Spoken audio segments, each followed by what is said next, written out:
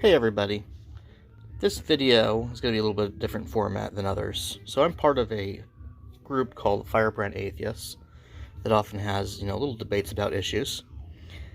And in this thread, the question was asked, is abortion an atheist issue? What's your best argument for or against the idea that it is an issue? And I participated in this. Now you can of course see that there's a lot of people who have posted a lot of stuff, mostly, the usual liberal talking points, okay? But I chose to engage with at least one person here because I think that these common talking points, the pro-choice talking points, are usually not very good talking points. They're not able to actually address the real underlying moral issues. Likewise, typically the pro-life argument is religious in nature. Specifically, it's a superstitious religious argument, usually founded within Christianity, usually involving something like souls, which just isn't a very good argument when you're dealing with people who are not religious. So, I have an alternative argument about why abortion is actually not a moral act and why it probably, should not be something that atheists are so quick to defend, especially if these atheists regard themselves as a humanist. So let's go through this discussion. Here's Martin, who is going to be the person that I'm engaging with, if you will. He states, do you have a vagina? If not, it's not your problem. Is your wife, partner, sister, mother your personal property? If not, it's not your problem. Matt, who is the originator of the thread, then asks, is he saying it's not an atheist issue then? And Martin responds by saying, what are you trying to say? Are you saying this or that? And Matt's like, I asked you a question as a conversation starter. So far, almost no one has been able to respond directly to the question. Martin says, no one, with the exception of a psychopath or a sociopath, thinks abortion is a good thing. As a parent of 2 children whom had the tragic misfortune of having lost a child, no one needs to explain or preach to me about the preciousness or sanctity of life. Strictly from the point of view of governance, the right for women to choose, for whatever reason, be it medical or personal determinant of pregnancy, should not be decided by others whom have created this horrible political nightmare over this particular issue. So his position is, basically that he's saying, well, I don't think it's a great thing, but I think people should be free to do it and the government shouldn't interfere with it, which is a very anarchist approach, right?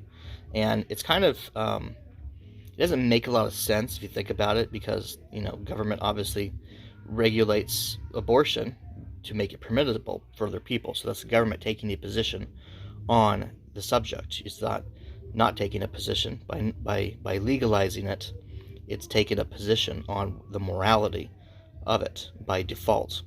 So trying to scapegoat, not scapegoat is not the right word, but trying to avoid having to deal with the underlying moral dilemmas of abortion by simply suggesting that people should just be able to choose whether they want to terminate a pregnancy or not willy-nilly. That's just not a cop-out, I think, on the actual issue of it. So I come into it down here. I asked him a simple question, Martin question. Are you suggesting that fathers have no rights to their children and that the emotions of the father are unimportant? And of course, this is because he said that if you don't have a vagina, or your wife or your sister or your mother are not your personal property, then abortion is not your problem. So basically saying that men should have no input or thought process on abortion is basically what he said. So I've asked him if he thinks that fathers should have no rights to their children, and that the emotions of the father in pertaining to the abortion of their child is unimportant. Now he gets very defensive about this, Martin. He says, I said no such thing. What part of you're not the one getting pregnant, you ain't got a dog in that fight, isn't it time that you learn to shut the fuck up about this? I hate to tell you this, dude, it's not like women are property. And that being pregnant thing, take a sixth grade biology. Take a sixth grade biology. I assume he means take a sixth grade biology class. He says you got some learning to redo. If a woman opts not to have your child, she probably has a real good reason not to. So he's suggesting that there's some moral fault with the father, and that's the reason why she's aborting. He also says, especially if she's got any doubt that the father has reliability challenges, which I assume means she thinks that the father is an unreliable person. Of course, it begs the question of why she's having unprotected sex with a man who she thinks is an unreliable person. She could be getting an STD from the guy, who knows. But setting that aside, he also says, if she does decide to have your child, it is your job to ensure regardless if there's going to be a partnership or not, to ensure that you step up that way. You don't have to worry about your participation in that child's life. Then he says, the world is changing, the dynamics of our society are growing and changing faster than any of us could conceivably keep up with. Sometimes you just gotta say, what the fuck, and go with it. He says, I'm laughing now. Oh, your rights. A woman's right to do with her reproductive organs, and believe this or not, have nothing to do with you. Apparently you don't have children. So he just sort of rambles, right? He just sort of machine guns me with a bunch of stuff. And this is not an uncommon thing that people do who are pro-choice, right? They just sort of machine gun a bunch of stuff at you. But here's how I address it. I say to Martin, you appear to be doing some sort of gish gallop. You claim that you did not say that fathers do not matter in this situation. However, you did say if you don't have a vagina, then abortion is not a social issue that pertains to you. And you also said that if a woman is not your personal property, then abortion is not a social issue that pertains to you. One can then logically deduce that you believe father should have no rights and that their emotions do not matter concerning the subject of abortion. You've also engaged in a false dichotomy fallacy by suggesting the only reason that a woman will want to have an abortion is because there must be a good reason. But people can have abortions for bad reasons too, so your argument is irrational. Furthermore, telling people that they should just shut up is infantile. Do you think just telling somebody that they should shut up means that you are correct? Trying to shut down discussions about a topic by making flamboyant declarations and demands does not signify you as an intellectual person, but instead as an anti-intellectual who is not able to defend your beliefs using reason and civil discourse. It implies very strongly that your thought process is emotional and not the result of critical thinking. Instead of suggesting that I am the one who lacks in education, perhaps it is you who needs to think more deeply about the topic than just regurgitating talking points created by other people, which you have very clearly never actually scrutinized with any real intellectual depth. P.S. I forgot to mention that you also made an appeal to novelty fallacy by suggesting that because society is changing, therefore people need to change their viewpoints on the subject of abortion. Just because there may be different social conditions that are novel does not mean your position or abortion is correct. Martin responds by saying, if woman does not want to have your child, deal with it. If woman wants to have your child, deal with it.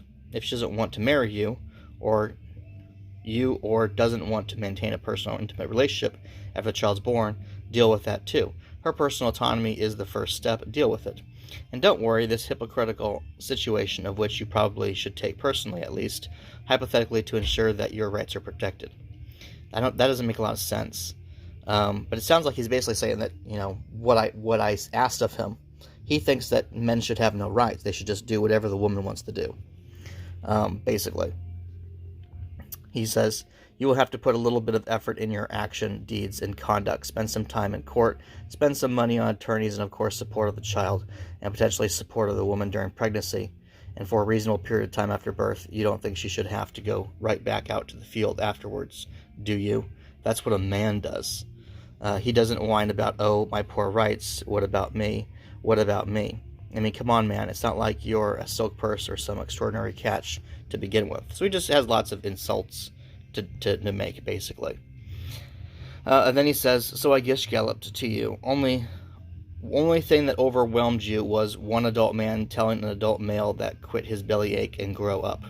Right now, Western democratic societies, especially the United States, is undergoing a tremendous cultural shift. Right now, especially younger males in your generation, along with your female counterparts, are seriously questioning if they're ever going to have their remote chance to establish and maintain a relatively secure working middle-class life and potentially have children of their own. It does not help any of it when guys like you, individually and collectively, have been sucking on this bitter fruit in regards to the abortion issue. Your grandmother's and mother's generation had that as an option.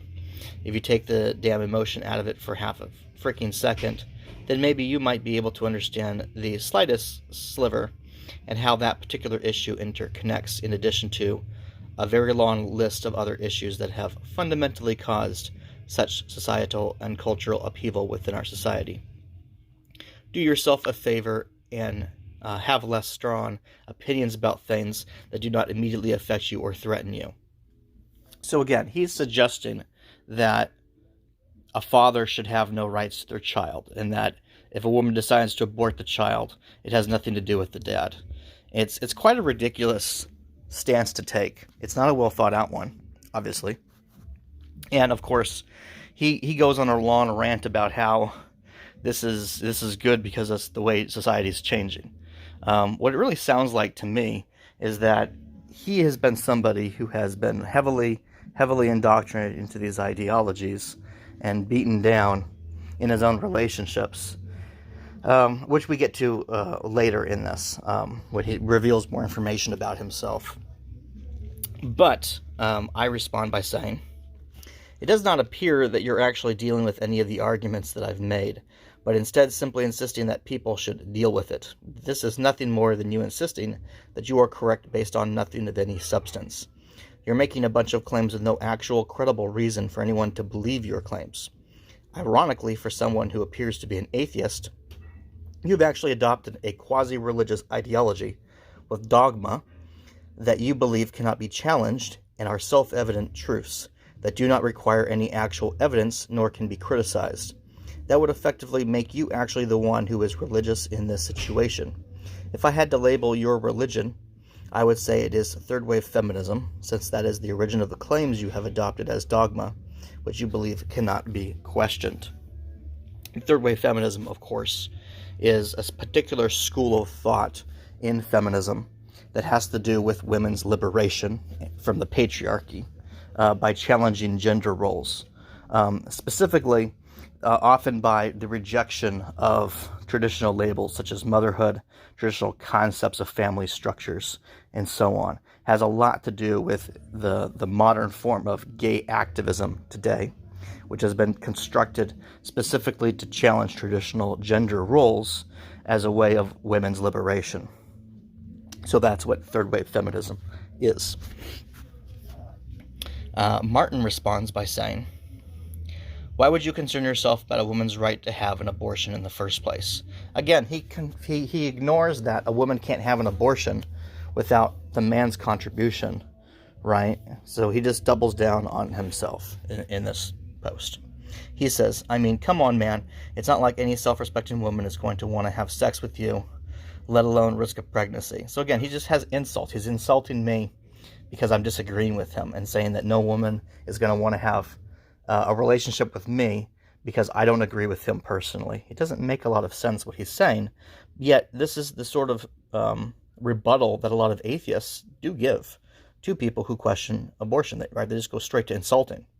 And it's not specifically to atheists, it's that a lot of atheists have adopted this extremist, progressivist position on abortion as their religion. They have adopted these political ideas as their religion in the absence of having a strong moral framework to replace superstitious religions such as Christianity. So Martin continues. He says, why you sit down and binge watch Shapiro or Peterson some more, right? So he immediately assumes that I'm regurgitating something from them, which I'm not, because they would use more religious terminology when discussing this, which I'm not doing because I'm an atheist. Of course, Martin doesn't know this because Martin probably doesn't look at all sides of this issue. So he doesn't actually know what they say. Martin further says, reaffirming and validating your views ain't gonna get your pee-pee, what is he saying, soaked? But at least you can double and triple down on your unique version of morality. If you haven't already, you can always sign up to become a passport bro. Perhaps a woman with the equivalent of a first-grade education understands less than a couple of dozen words of English and oblivious to the idea of personal autonomy, and one that you can personally train like your favorite puppy is more your speed. That wobbly little figurative soapbox you're perched on is fragile enough. This little pissing match of ours has already gotten you intellectually gyrating enough to endure its collapse. Don't know what he's even saying here. And to be honest with you, he says, I don't care if a woman has an abortion or not. I've raised 2 children from 2 unsuccessful marriages. I'm at peace with my personal shortcomings. So here he is admitting, what I kind of suspected, right? He has been the victim of of this ideology that he is now championing, right? Because he's basically taken the oppressive nature of women's rights issues in the court system pertaining to children, and he's just sort of embraced it, right? Like, my job is to take care of the woman, even though the woman wants to leave me. I should still have to fund her lifestyle, even if she wants to end the marriage with me, the relationship with me.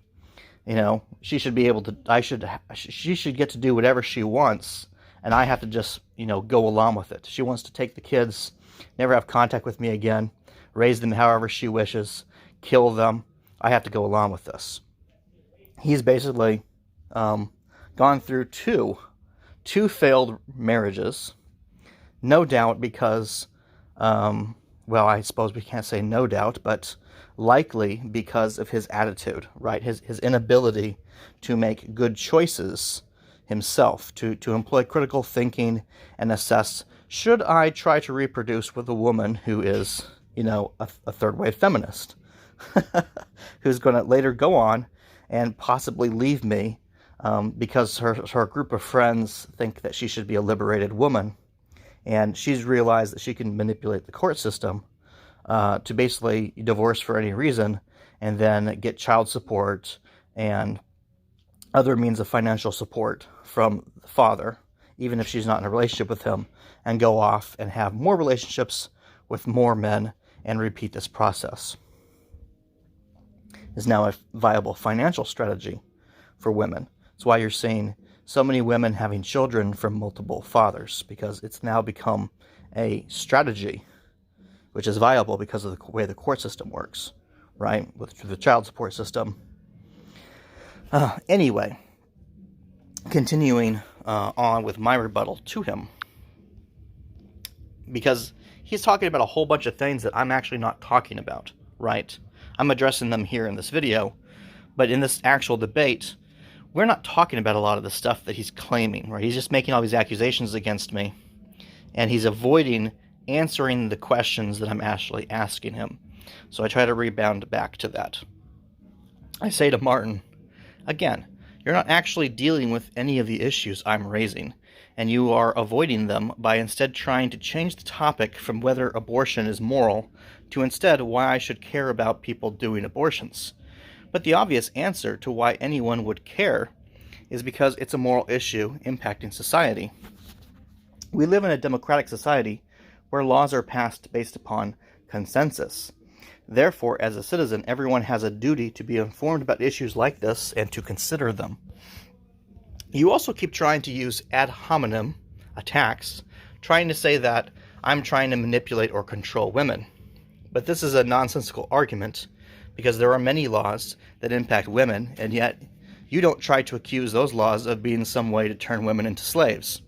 Nothing that you're saying here makes any real sense, and I can only conclude that you have adopted political talking points as your religion, and you believe in this religion so firmly that you're not willing to engage with any criticism of it without trying to make the other person into some sort of villain. Consequently, your thought process is not very different than fundamentalist Christians. You make decisions based upon your emotions and not based upon reason and logic or deep consideration. And when your firmly held beliefs are questioned, you resort to insulting and making demands because you think that your beliefs are unquestionable. You have turned progressive political talking points into a god.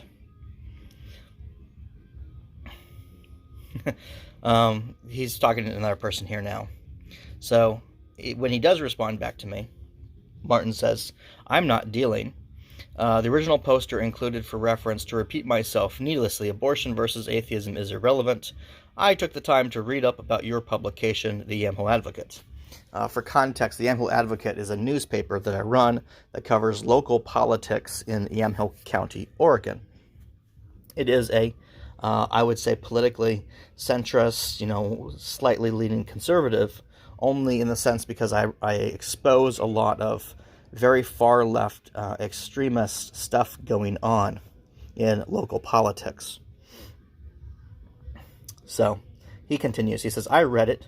It's your personal mission statement of which it named you directly as its creator. Yeah, you're a big-time publication, pal. It's a freaking website. It's a blog. I get your agenda, pal. Big on complaints. Huge on finger-pointing, predictably labeling, and name-calling.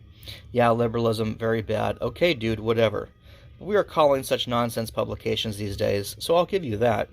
After reading many of your postings under your bylaw on your Facebook page for your publication, don't flatter yourself, Carrie.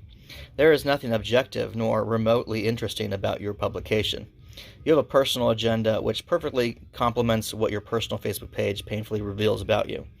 And I'm willing to bet $1 or a donut, and hell, I'll even buy the coffee that I'm mostly correct in this assessment of you. You're trapped somewhere in the middle between childhood and retirement age, single, personally haunted, and aching with a sense of life that have been meaningless and unsuccessful, and fearful it will likely continue to be that way until your lonely, desperate last breath, childless, white, tinged with misogyny and chauvinism, and apparently a very angry incel.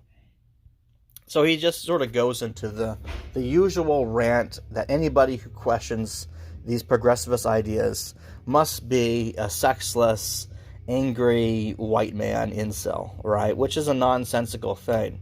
I'm pretty sure that I'm a more successful person than he is, given he's had 2 failed relationships in his life with children. And he's, the consequences of this you can just see in his writing, right? He's a very angry person who can't even use reason and logic. He can't engage in a debate with anybody who disagrees with him without having to try to, personally insult them.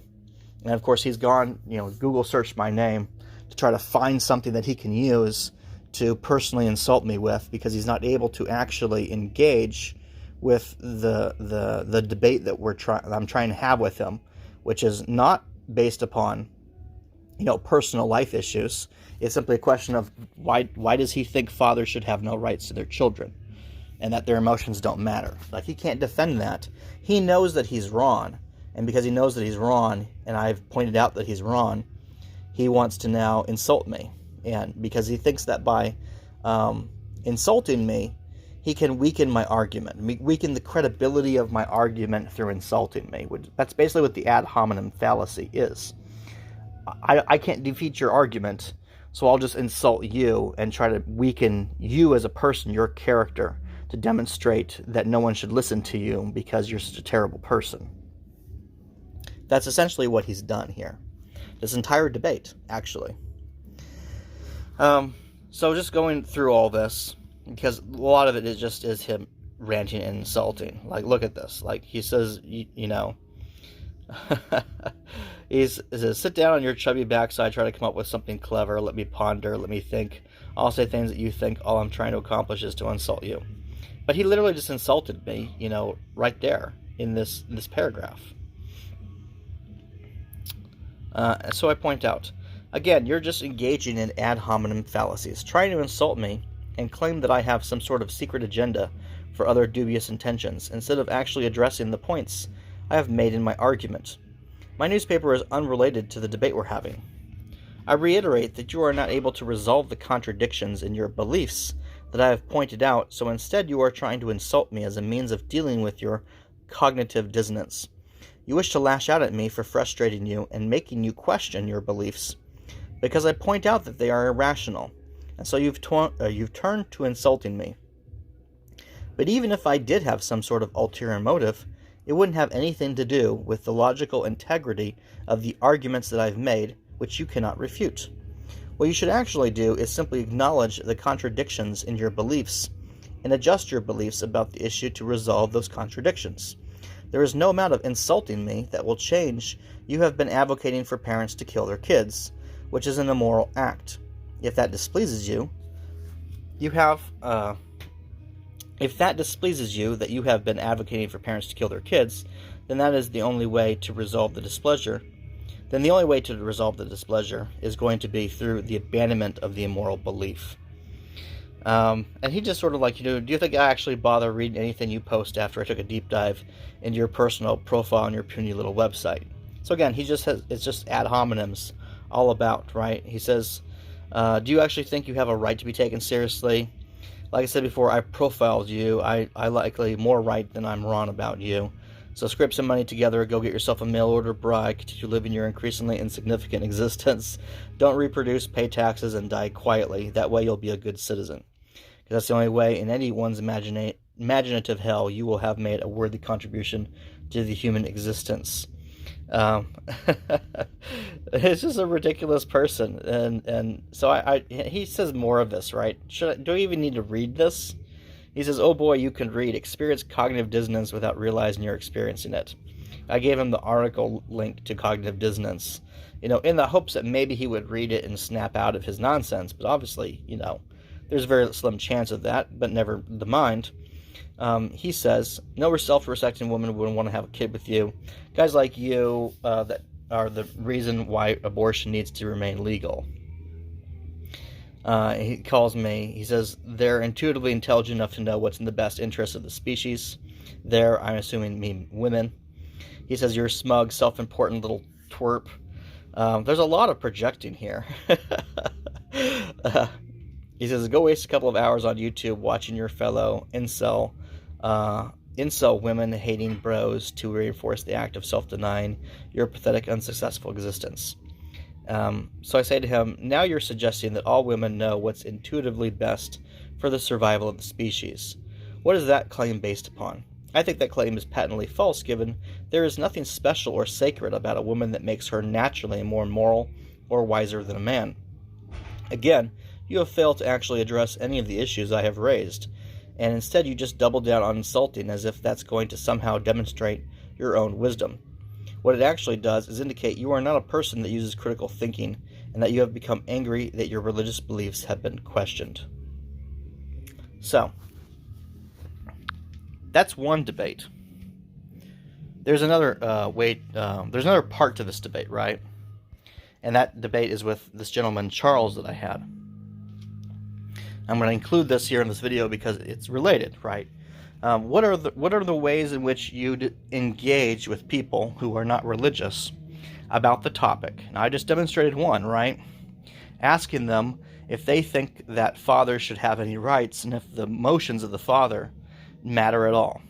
That's one way, because you ask them this question. I know it's anecdotal with just this individual, but the average pro-life person you ask this to, they're going to react in a very similar way. They can't address this. Some of them, may eventually realize, hey, I'm in the wrong. Some of them are just going to double down because at the end of the day, they don't actually care about whether they're right. They care about whether they have the popular viewpoint that lets them get along with their social circle. But for some people, who actually care about being a good moral person, these arguments can be successful at bringing them back to a more sane, a more genuinely moral position on the issue of abortion. So Charles says, the only reason I know to be against it being abortion, is religious. He says, here is the best reason to be for choice.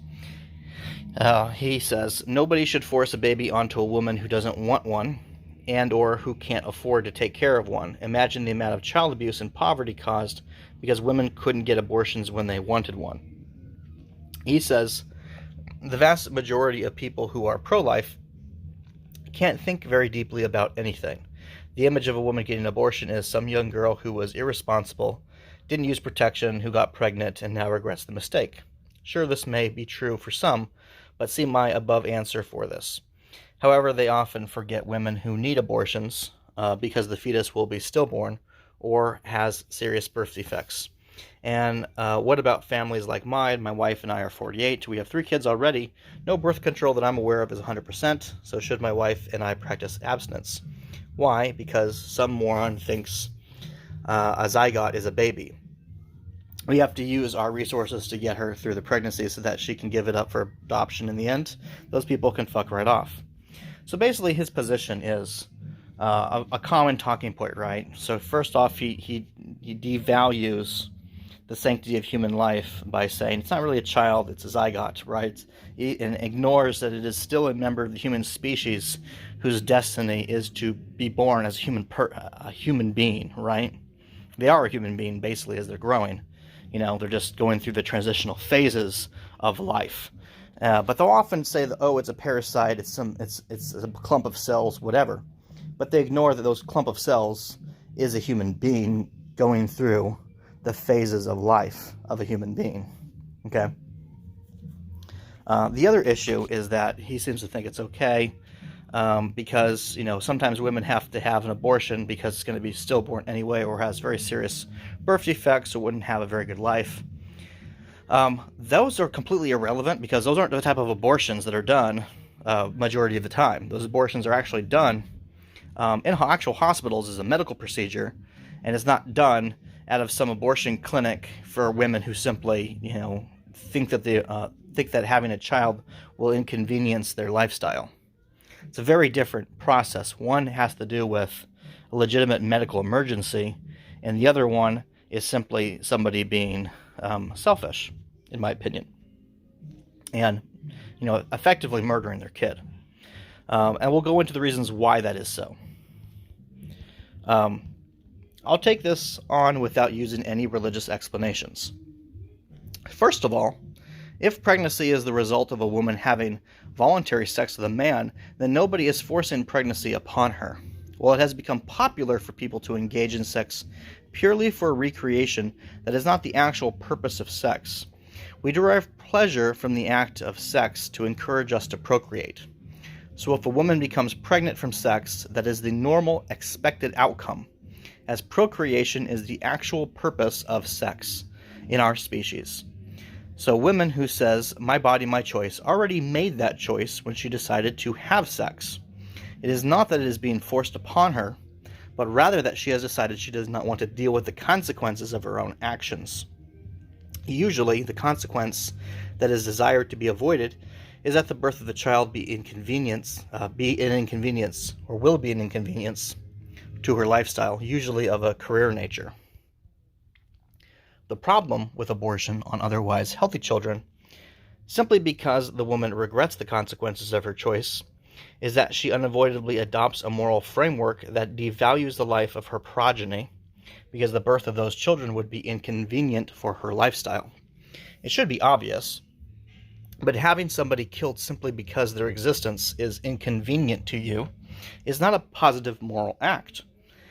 This is why pro-choice rhetoric frequently seeks to dehumanize fetuses and claim them to be all kinds of things, even a parasite, and demeans the value of human life.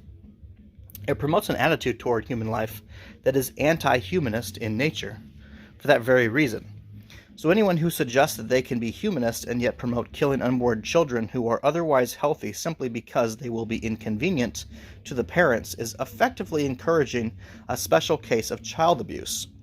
An attitude which in some cases may actually promote child abuse toward born children, who the woman who adopts these ideas comes to regret raising if she did not abort them. There are several notable criminal cases of mothers killing their children because they regretted giving birth to them, because they were inconvenient to their lifestyle, and adopted this type of pro-choice rhetoric to justify the murders. This is, of course, because it fosters an attitude to that children are possessions of the parents that can be disposed of whenever the child is inconvenient for the parent. Pro-choice rhetoric also undeniably is unjust, because it takes advantage of the unborn child who is not able to defend themselves from the choices being made to end their life. The usual rhetoric that the child cannot yet think because of the lack of development of mental faculties is nonsensical, given that even born infants don't have these mental faculties either, and the children will not develop them for several more years, right? I mean, young children don't have the mental faculties to take care of themselves. So what is the difference between being born and unborn if you're going to make the argument they don't have the mental wherewithal to take care of themselves? Neither do small children either who are born. I continue. In fact, even born children are completely dependent upon others to take care of them for several years of their lives. So this rhetoric that the child can't survive without the mother is nonsensical, since even born children depend upon someone else to keep them alive as well. Should born children be permitted to be killed by parents simply because they are dependent upon the parents to take care of them? That's obviously not right. And likewise, it's not right for abortion advocates to claim the same for unborn children. They are simply exploiting the vulnerabilities of the weak to serve their own agenda. Lastly, pro-choice rhetoric depends on dehumanizing the progeny of the mother, which means it also dehumanizes the role of the father. It frequently results in the denying of parental rights to the father. It ignores the very real consequences of emotional toil placed upon fathers who did not approve of the abortion of their progeny. The emotions of the father are discarded as unimportant by pro-choice rhetoric. So this ideology belittles and even dehumanizes the role of men in the process of procreation, which is no surprise since the ideology is related to feminism, which is all about devaluing the role of men in society, encouraging a gender culture war instead of mutual cooperation. So there you have a completely non-religious explanation for why abortion of otherwise healthy children is contrary to genuine humanism. So, Charles responds. Charles says, I don't even need to read all of this because right off the bat you make a nonsense point.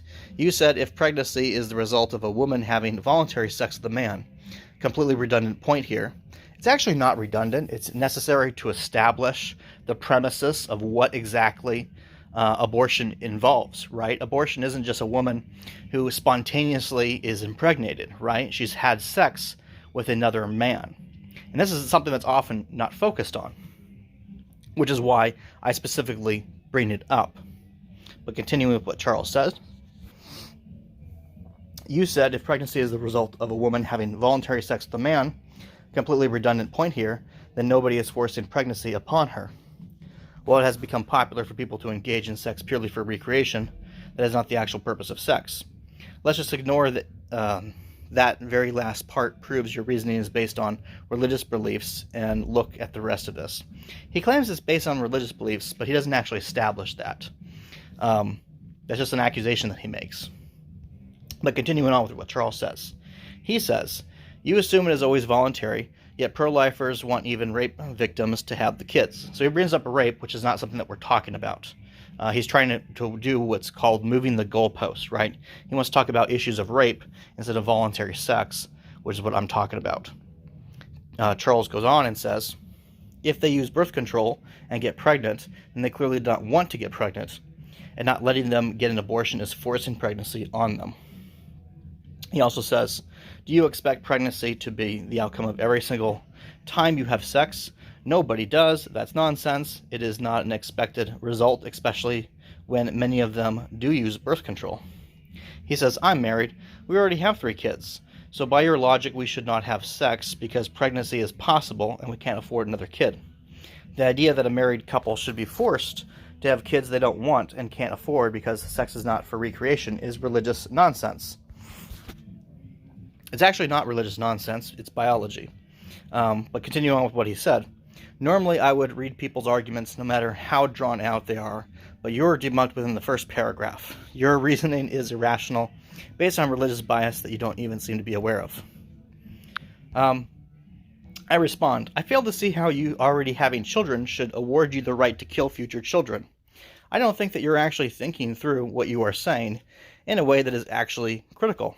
You have actually tried to say that you should have a right to kill children simply because you already have children.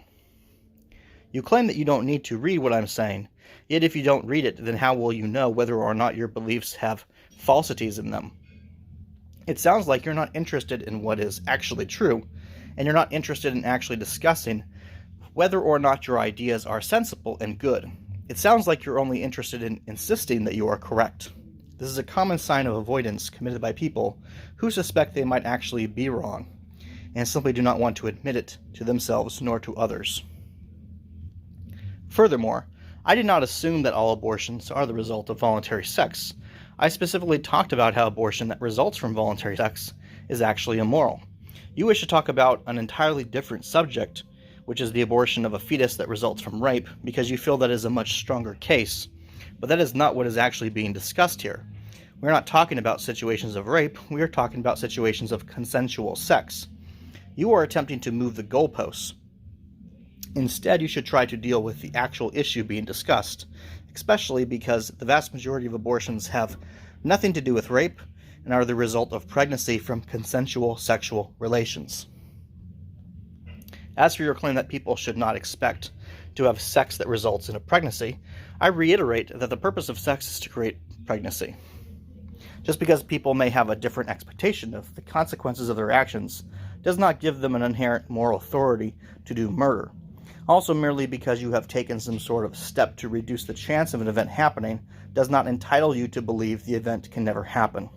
Lastly, I've never made any actual religious arguments, so therefore, your insistence that it is religious is actually nonsensical itself. Matt just chimes in here and says that I'm an atheist. Yes, I am an atheist. I guess his thought was that by saying that sex is for procreation only, that is a religious argument. And that is often a thing that religious people say. But I didn't say that sex is only for...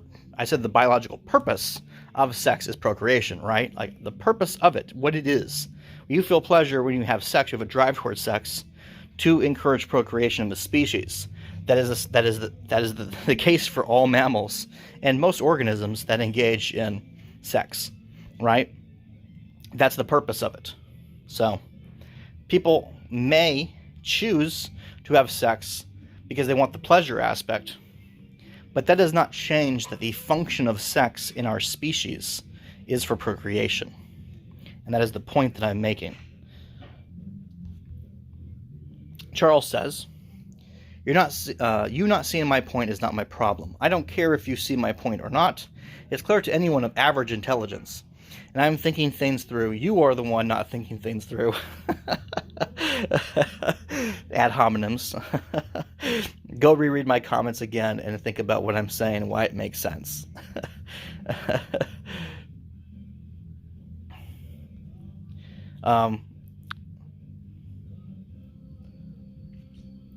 Let's see, go down here because he's talking to Matt instead of me, and I really want to focus on my discussions with him.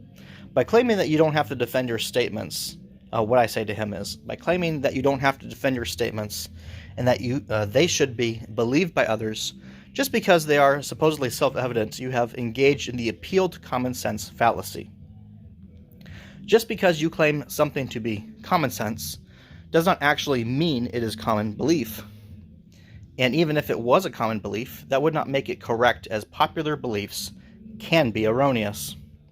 It would seem that, like many atheists, in the absence of having a rigorous and coherent moral framework, you have merely adopted the talking points of popular political rhetorics as your religion, which you think cannot be questioned.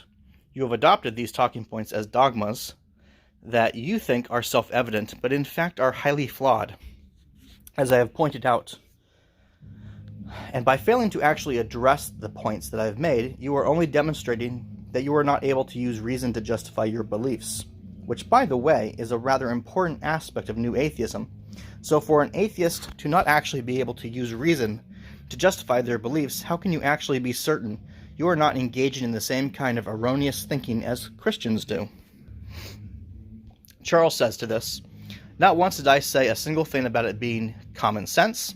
I said that anyone of intelligence would understand what I said in my comment. By saying, see my point, I didn't mean agree. I meant understand. And I recommend you reread what I wrote, because you clearly did not understand as exhibited by your comment. My response to this is, you said, so why is recreational sex without the expectation of pregnancy immoral or unethical then? It seems that you are now making a strawman argument. It is not that recreational sex is immoral. That part needs to be cut. The pop up at the top. Continuing.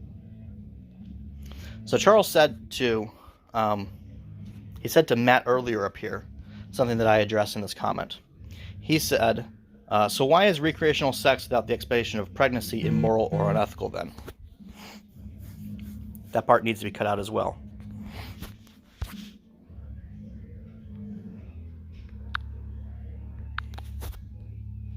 Okay, start editing from here. You said, Charles said something to Matt. Charles said something to Matt earlier up here. He said, so why is recreational sex without the expectation of pregnancy immoral or unethical then? It seems that you are now making a straw man argument. It is not that recreational sex is immoral. It is the having of recreational sex that results in a pregnancy, and then believing that because you were engaged in recreational sex, that absolves you from any responsibility to the resulting child, who was not asked to be born, but now lives as a consequence of your choices. You seem to believe that simply because you do not expect to have a child, that awards you the right to kill that child. Yet killing someone simply because they are inconvenient for your lifestyle is an immoral act that is basically, in every other instance, considered murder. But you and others who have adopted your ideology have created a special pleading fallacy to make an exception for this killing by dehumanizing the life that results from the choices that are made by two consenting adults engaging in the act of sex, which is supposed to result in procreation to begin with. Just because you did not intend a pregnancy to happen does not mean it absolves you of the responsibility to the child that results from such sex, nor does it give you permission to kill someone. It is a special pleading fallacy to suggest otherwise. Also addressing what he said, you're engaging in a semantical argument by saying that you never said specifically the phrase common sense. However, you said anyone of average intelligence would agree with you. It has the same fundamental meaning. You're simply not adhering to the principle of charity in this debate. The principle of charity is to engage with somebody's best possible arguments and not to engage in semantical arguments. That's what the principle of charity is. It's a common rule in debate. And I say that you're simply not adhering to the principle of charity in this debate by trying to engage in semantic arguments instead of actually dealing with my rebuttals to you. You are trying to find the easiest way to disregard what I'm saying, instead of actually trying to deal with the best possible interpretation of what I am saying to you. Charles says, what an absolute load of garbage. He says, I will have to go over this later. I don't have the time at the moment, and it's a pain to do this on my phone. I say, I don't think it is garbage to point out that your beliefs are irrational. You say that a mother should be able to do whatever she wants with her children, even killing them. You say that parents have the right to kill their kids if they didn't plan to have their kids. I don't think that you can really get around the fact that this is what your position is, given that a human fetus is the progeny of two humans. It does not belong to any other species, and its genetics is entirely Homo sapien. So it is a fact a human, so it is in fact a human, and the offspring of humans is their child. You are advocating for parents to be able to kill their kids in a special circumstance merely because those kids would be inconvenient for the lifestyle of the parents. That is what your position is. I would suggest, instead of continuing to insist that the talking points you have adopted as dogma are morally correct, you take some time to deeply reassess what it is you have been indoctrinated into believing. Charles claims that it's a straw man, and that he will address the garbage later. I say, no, it is not a straw man. Unless you're able to prove that the progeny of humans belong to a different species than a human, you're kind of stuck at this conclusion of the claims you've made.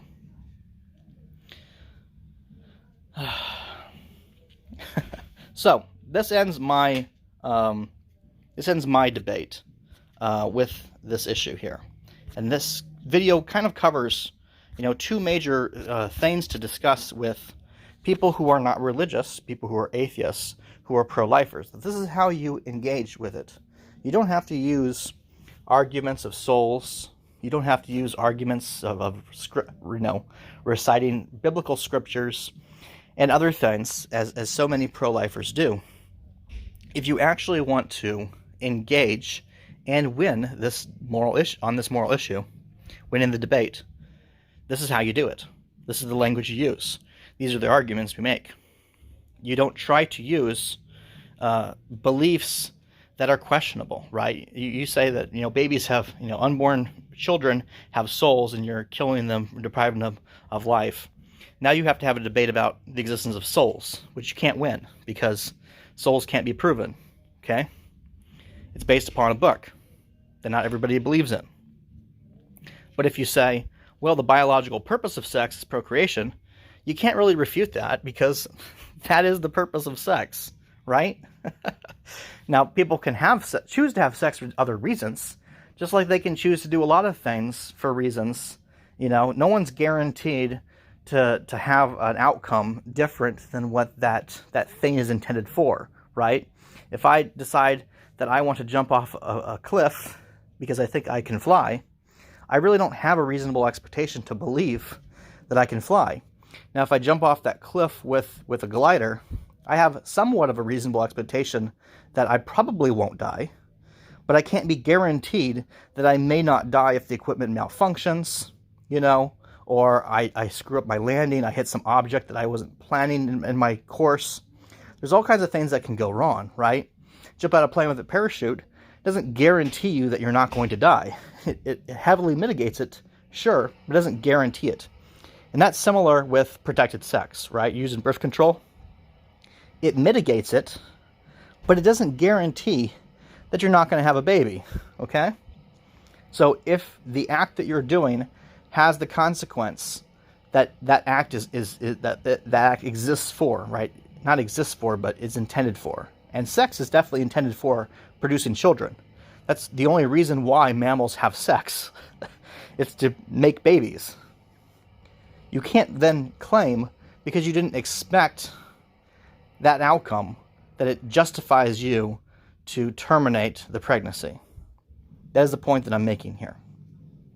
That is simply saying, I want to kill this child because they were inconvenient to me. And that's wrong. And this ends my video.